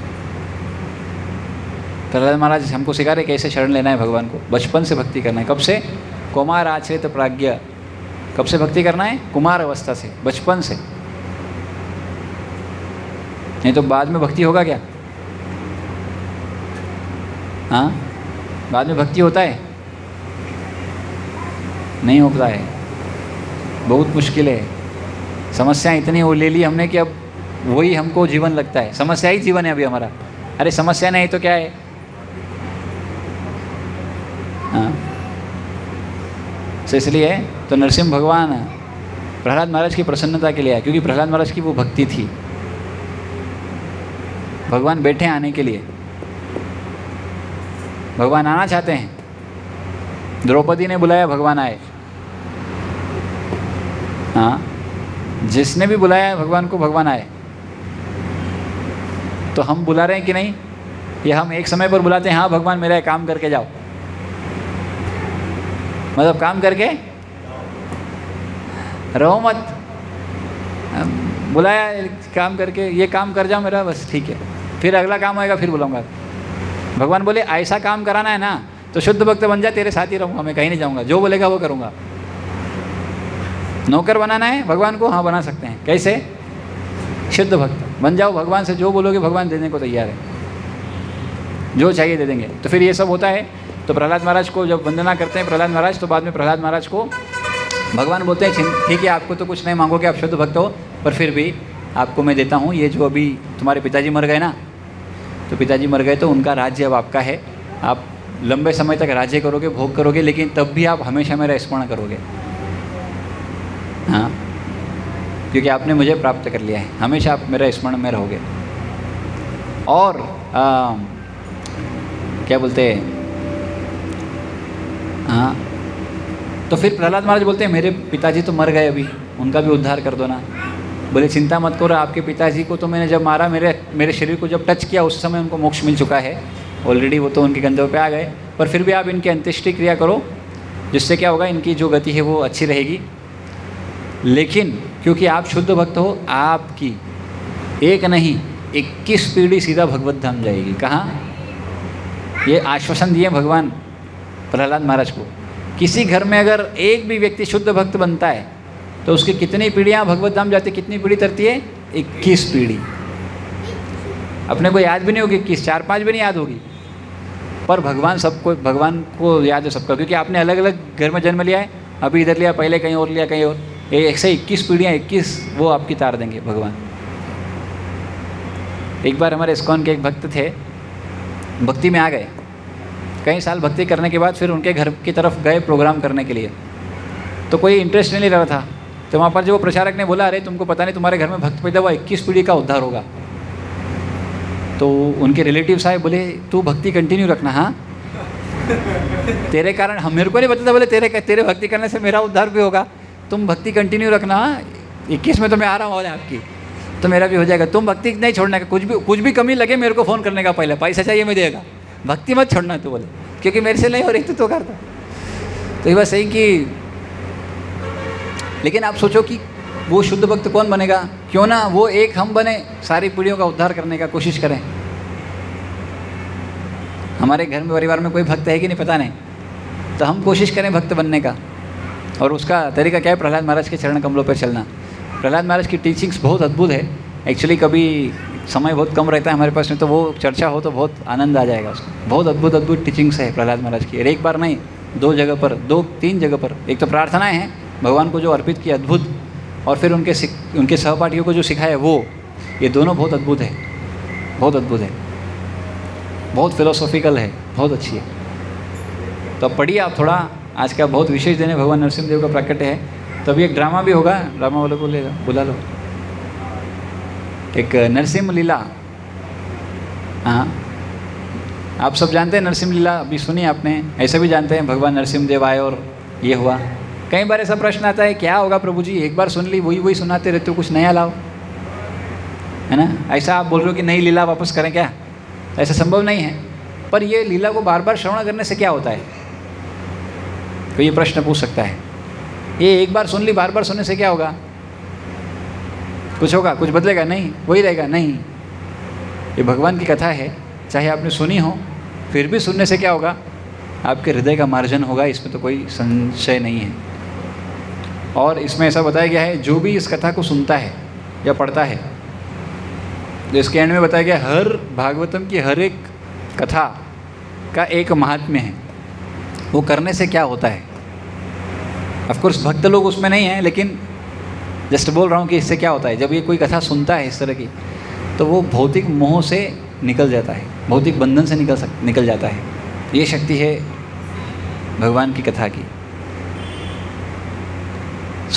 अभी निकल तो गए, लेकिन अभी क्या करना पड़ेगा, निकले रहना पड़ेगा। सोना भूल जाएंगे ना, इसलिए अभी कुछ लेके जाने का। क्या लेके जाने का, हरिनाम लेके जाने का, हरिनाम करते रहने का। हरिनाम मत छोड़िए भाई, कोई मदद नहीं कर पाएगा आपको भगवान के अलावा इस दुनिया में, क्योंकि आपके रिलेटिव्स वगैरह सब एक समय तक आपको मदद कर पाएंगे, उसके आगे कोई नहीं कर पाएगा। कौन करेगा, क्या जाएगा, भगवान का नाम जो आप करोगे वो जाएगा, और वही आपको प्रोटेक्ट करेगा हर स्थिति में। ऐसा मत सोचो भगवान कोई शरीर को प्रोटेक्ट करते हैं, भगवान आत्मा को प्रोटेक्ट करते हैं बेसिकली। तो आप भक्ति करोगे, आप जो भी भक्ति करोगे वो कभी नाश नहीं होगा। उल्टा, अगर आपने थोड़ा भक्ति भी किया है तो अगले जीवन में आपको और करने का फैसिलिटी मिलेगा। पर कोई भरोसा नहीं आप तब कर पाओगे कि नहीं कर पाओगे, वैसा संग मिला कि नहीं मिला, कब आओगे आप नया, कितना पेंडिंग है वो क्लियर करके आना पड़ेगा। इसलिए क्या करिए, अभी से भक्ति करिए, अभी से। और भक्ति करना बहुत आसान है। भक्ति करने के लिए क्या करना है, क्या चाहिए पता है, एक मुंह चाहिए और 2 कान चाहिए, बस। क्या चाहिए, एक मुंह और 2। आप में से किसके पास एक मुंह है, सबके पास है, और 2 कान हैं, सबके पास है। तो मुंह से बोलने का है और कान से सुनने का है, बस यही करना है, और कुछ कुछ एक्स्ट्रा करने की भले आवश्यकता नहीं। तो शुरू इससे करिए, भगवान नाम बोलिए, हरे कृष्णा कृष्णा कृष्णा हरे हरे, हरे राम राम राम हरे हरे। कोई प्रश्न है कि नहीं का तो बताइए, कोई प्रश्न है, कुछ जिज्ञासा है, कुछ है तो बताइए। कोई प्रश्न नहीं, मैं पूछूं कुछ प्रश्न, हाँ?